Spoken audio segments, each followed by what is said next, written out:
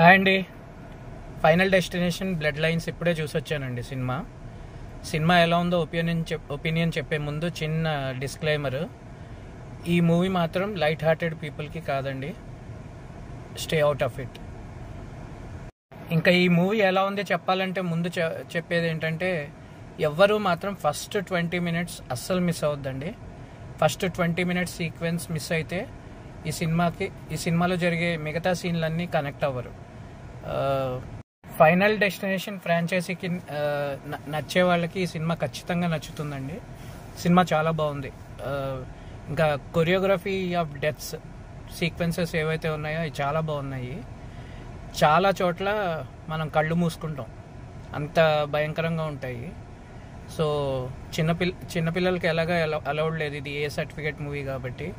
పెద్దవాళ్ళకు కూడా ఇది లైట్ హార్టెడ్ పీపుల్కి చాలా కష్టం అండి చూడడం. So stay out of it. చివరిగా చెప్పాలంటే స్పైన్ చిల్లింగ్ క్లైమాక్స్ సీక్వెన్స్ అండి. అసలు మైండ్ బ్లోయింగ్.